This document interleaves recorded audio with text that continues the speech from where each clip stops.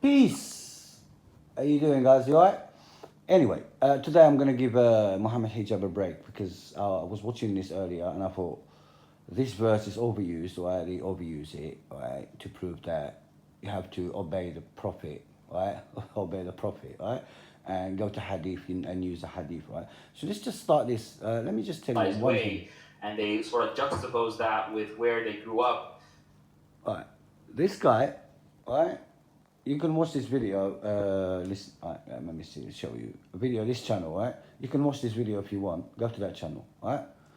So I'm not hiding anything. So this guy at the bottom with the red cap, yeah, is called Jake, the Muslim metaphysician. Now they're spreading him around because he used to be, when he first came to read the Quran, he was happy with it, and he's read the verses that say the Quran is complete and all that. And then he was happy with it. He was satisfied with the Quran until he met a Sunni, right? He met a Sunni and everything went upside down, right? Because, let's face it, right? He's new to Islam, isn't it? So he doesn't know what Islam is. So you can easily manipulate him, innit? You can easily, by telling him that's like, how do you know how to pray from the Quran, right? Because he's already putting an idea to his head, praying is what they do. And this Jake looked around and thought, I can't be right and the majority are wrong. So if all the Muslims are praying this way, so I have to pray this way. If I have to pray this way, so the Quran is not complete. Do you understand what happened to him? And then other verses as well, I will come to that. And then he got stuck in the word Qibla. Qibla, that's it. That's what done it to him. As soon as he couldn't find a Qibla, or he thought there is another, I don't know what they put into his head. Now, he actually is Sunni now. He's a Sunni. So he accepts all the hadiths now. He has to. No matter what. If a prophet said he's a pedophile, he has to be. It has to be a prophet is pedophile. Because if the prophet was a womanizer, he has to. What can you do? I mean, because he couldn't misunderstood, right? Or he was brainwashed to think the words he was looking for, they had to match what the Muslims are doing today. So when he couldn't find this thing about the Qibla, that's it. That means the Qibla, and then he freaked out. And then he left the Quran and he left the Quran. He abandoned the Quran and he went to the Sunnism, because now he's a Sunni, okay? I want to teach this guy, just give him a word of advice, right? You're new to this. I was born a Sunni. I studied Islam. I was born in a mosque. I grew up in a mosque. You know what I mean? I used to memorize the Quran. I used to sing things in mosques, things everywhere about deen, yeah? What do you call that? I spent years and years in a mosque, yeah? And finding out about the Sunnism and all that. So, hear it from me, Jake. Hear it from me. Learn a couple of things here. Open your heart, man. Forget about what he's telling you. Open your heart, because I used to be one of them. Now, let's carry on. Culture and their surroundings, kind of very shallow reading of both, their prejudices and, cultural presuppositions, with also a very shallow reading and a decontextualized reading of the Hadith. And I mean, we're going to come to the part, of course, later in the discussion about how sophisticated. I'll tell you what, I promise you guys that none of these four, yeah, read the books of the Hadith. All of them. None of them. I dare them. They actually picked up all the Bukhari, all Muslim, all the 4 books, yeah? What is this? 6 books. 6 books of the Hadith and read what's inside them. Promise you. I dare you. Science of Hadith is, and how, like I personally couldn't, take an isolated Hadith and think that myself as a layman, I could come up with some conclusive, Isolated Hadith. The Prophet was a pedophile, married a 9-year-old. When God tells us to marry women, he married a child. And you actually defend that. You defend that, bloody. You defend the Hadith. It's unbelievable. Unbelievable. Or something from that. And that's something we really do need to discuss. But Brother Farid, I mean, that Quranic evidence, right? that we need to establish the Sunnah, and that the Prophet is authoritative alongside the Quran. I mean, is it clear cut? Oh, definitely, definitely. I liked Sharif's the verse that he mentions, because it specifically says, "Obey Allah and His Messenger and those in authority from among you." Now, the Quranists say, or Hadith rejectors, they say that, and Jake, please do correct me if I'm wrong. You've been there. So they would say this is only when the Prophet ﷺ is saying something that fits into the Quran, right? Huh? Yeah. Yeah. What? Now, that... What? Only the Prophet Muhammad is saying things. I don't get it. I really don't. In the verse explicitly or simply says, follow Allah, His Messenger, and those in authority from among you. It doesn't say follow the Messenger if he's saying what you find in the Quran. It doesn't say follow those that are in authority if what they're saying fits or is exactly what is said in the Quran. Let's stop him here, guys, right? I believe in the Quran only, right?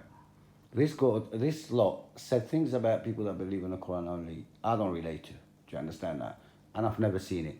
And I haven't met a Qurani that thinks like that. Yeah, I've met some people. We are a bit different, yeah, but not when it comes to the Quran, not when it comes to legislations, okay? Legislation, we believe in the same legislations, and that's the deen, okay? That's the deen, legislations, right? That's the straight path, right? Everything else, if we make a mistake on, it doesn't harm the deen. You understand that? You get it, yeah?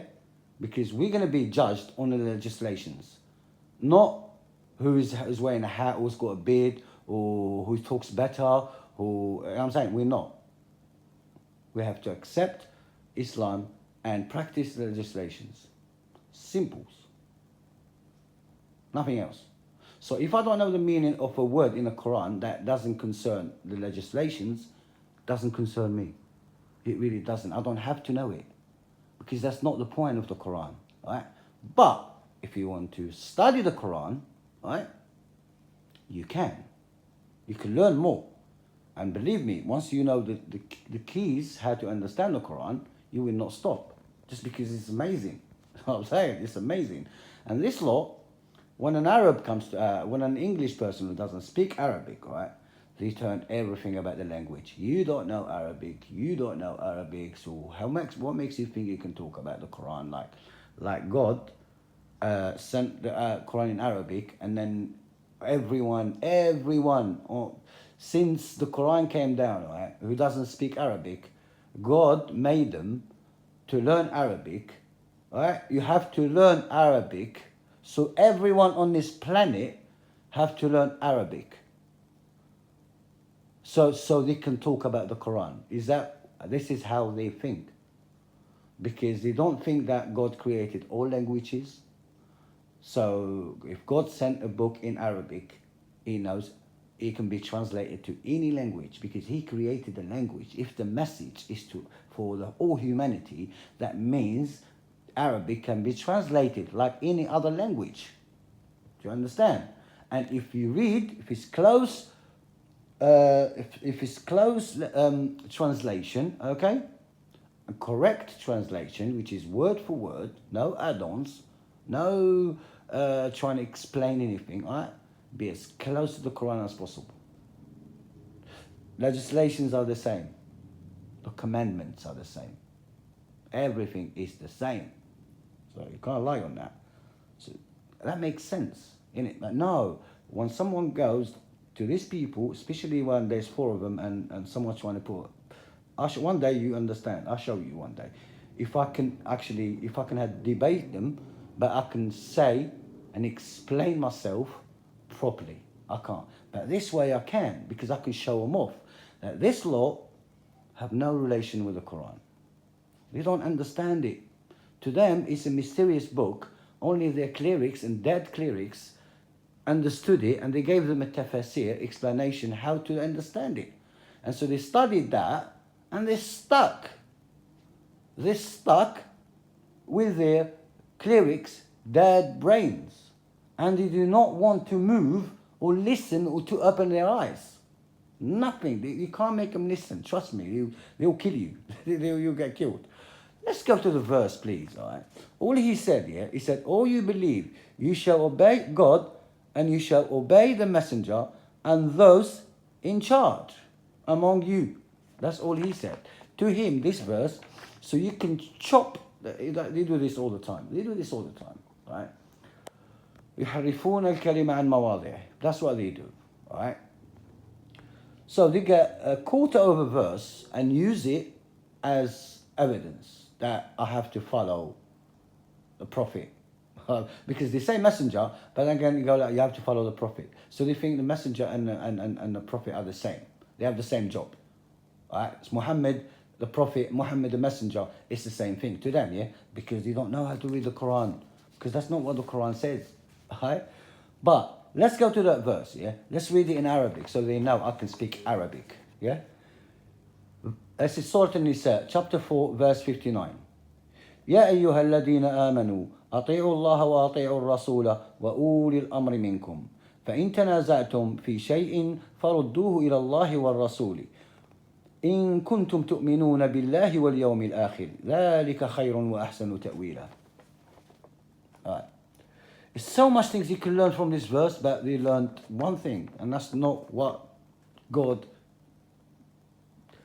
meant for them. Alright, let's read it in Arabic. Oh, you believe, you shall obey God, and you shall obey the messenger, and those in charge among you. If you dispute in any matter, you shall refer it to God and the messenger. If you do believe in God and the last day, this is better for you and provides you with the best solution. Alright, let's pick this verse first, yeah, because if you read this verse like this, it confuses you. So you can get confused. That's because you don't know how to use the Quran. You're not reading it into context. You know what I'm saying? You're not reading into context. You're just picking up verses, separating from the whole book, and making an omelette with them. Really, do you know what I mean? Because look here. First of all, let's look at the Arabic language. Yeah, Arabic language. Look, God here say, "Ya ayyuhalladhina amanu." All right. When God says, "Oh, you believe, you shall obey God." So He said to obey God, and He said, and you should obey the messenger. Obey the messenger. Okay. So He said to obey God separately from. It looks separately, but I'll explain to you why. God, and you shall obey the messenger, but here He did not say and obey those in charge among you. In Arabic, He didn't say أطيعوا الله وأطيعوا الرسول وأطيعوا أولي الأمر منكم. He didn't say obey the أولي الأمر. I explained to you why. He didn't. And in English it's the same, yeah? All you believe, you shall obey God and you shall obey the messenger and those in charge among you. So for these people, they look at it, obey the God, obey the messenger, and obey the awliya. No, God did not say obey here. In Arabic or in English, in Arabic He didn't say obey those who are in charge. No. When it came to the ones in charge, He didn't say obey next to them. Why? Why do you think is that? Why you think the God, to obey God and obey the messenger here are separate? And why you think He didn't say obey Ulil Amr or the ones in charge? So God could have just said, look, if He was in your Arabic, it would have been enough just to say, look, يا أيها الذين آمنوا أطيعوا الله والرسول وأولي الأمر منكم. That would be perfect in normal Arabic. But the Quran is not the same. It's not read like that. You can't use your thinking and put it in the Quran like you think you're accusing other people to do. But that's exactly what you do. Or God would have said, أطيعوا الله وأطيعوا الرسول وأطيعوا أولي الأمر منكم. Why did He stop before the prophet, before the messenger? Why? I'll tell you why. Simple. Go back to the verse before it, right? Which is verse 58. إن الله يأمركم أن تؤدوا الأمانات إلى أهلها وإذا حكمتم بين الناس أن تحكموا بالعدل إن الله نعم يعظكم به إن الله كان سميعا بصيرا. So here God is giving commandment to people, yeah? Right? So who are these people? First, who are these people? إن الله يأمركم أن تؤدوا الأمانات إلى أهلها وإن حكمتم بين الناس أن تحكموا بالعدل إن الله نعم يعظكم به إن الله كان سميعا بصيرا. Does it say يا أيها الذين آمنوا, all you believers? Did it say here all you believers? It didn't say. It said إن الله يأمركم. That means this, right? This verse, right? It's actually talking about particular people. You understand? He's not talking to the believers. He's talking about particular people, right? Let me read it in English. God commands you. See here, it doesn't say, all you believers, yeah? God commands you to give back anything the people have entrusted to you. If you judge among the people, you shall judge equitably. The best enlightenment, indeed, is what God recommends for you. God recommends for you. That's it. God recommends for you. God is a hero, seer. Okay. So God is talking to a particular people here, right? He didn't say Ya ayyuha alladhina amanu, right? Because if God say all believers, so that's a general. That's a general, all believers. But God here, he didn't say that. He said, Inna Allah ya'murukum. Okay? To everyone. To humanity, basically. But it's not. It's actually talking to a particular people here, particular people. How do you understand that? How did I come to that? Because I had to read. So verse 58, that comes before 59, which is say, obey the prophet and the messenger, okay? Now, to understand the context, you have to read verse 60, okay? And then you understand. Because they go together, 59, 58, 59, 60. ألم ترى إلى الذين يزعمون أنهم آمنوا بما أنزل إليك وما أنزل من قبلك يريدون أن يتحاكموا إلى الطاغوت وقد أمروا أن يكفروا به ويريد الشيطان أن يضلهم ضلالا بعيدا. Now you can tell the prophet is talking, God is talking to the prophet and the people that live with him. How do I know that? Because look, he's talking to the prophet. Have you noted those who claim that they believe in what was revealed to you? Right? So, the whole story, right, is to do at that time. And this thing, at that time when the prophet was alive, okay? Because otherwise he wouldn't be talking to him. He was talking to him, right? If he's dead, why would he be talking to him? Right? So he goes, have you noticed those who claim that they believe in what was revealed to you and in what was revealed before you, then uphold the unjust laws of their idols? They were commanded to reject such laws indeed. Is it the devil's wish? It is the devil's wish to lead them far astray. So, see why God said, God commands you.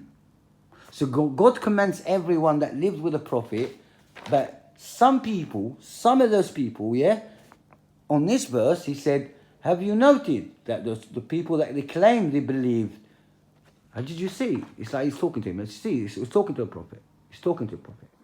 Did you see those people who said they believed in your thing and that? They don't want to be judged. They don't want to follow the what I just told them. But they want to follow the devil's way. Do you understand? So these people, right? These people were not, right? Were not trustworthy, right? And they're not just when they judge. At that time. I'll give you another reason why. Okay?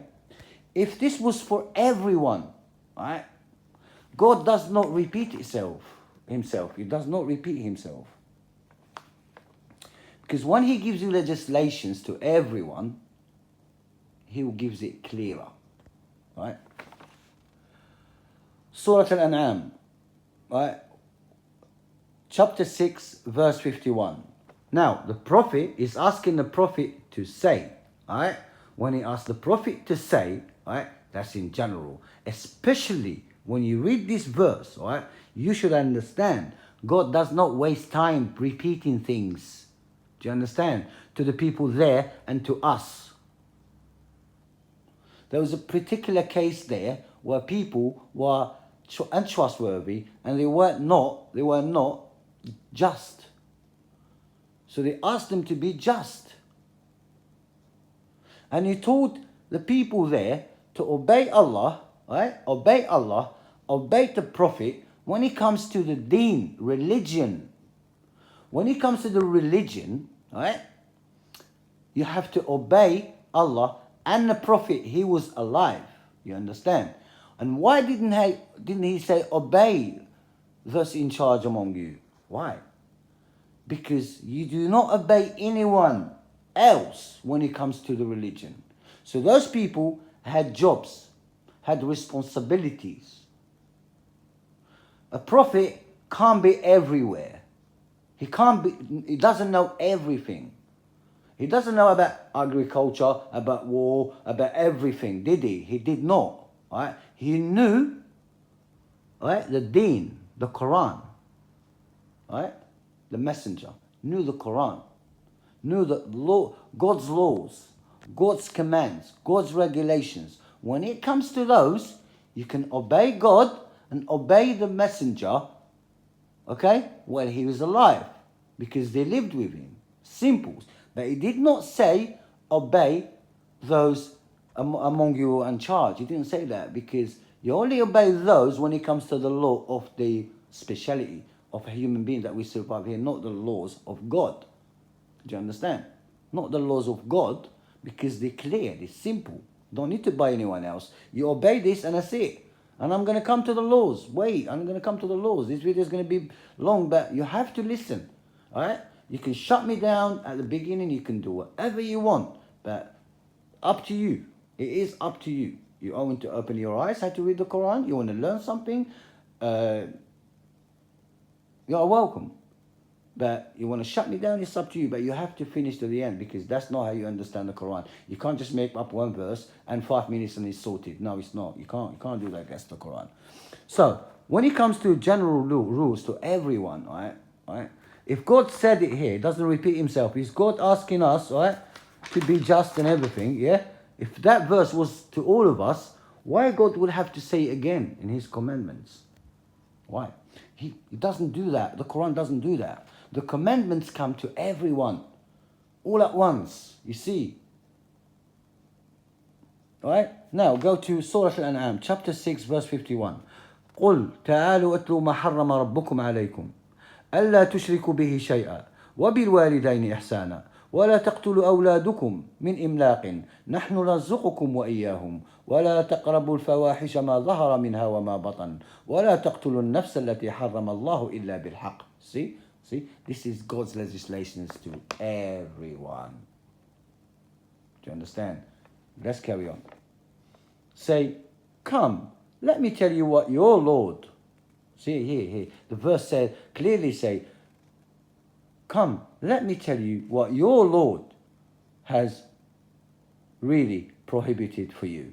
You see, even the Prophet in this verse is saying what your Lord prohibited for you. But this Lord saying, no, not just God who prohibited, not just God who legislates, Muhammad legislates as well.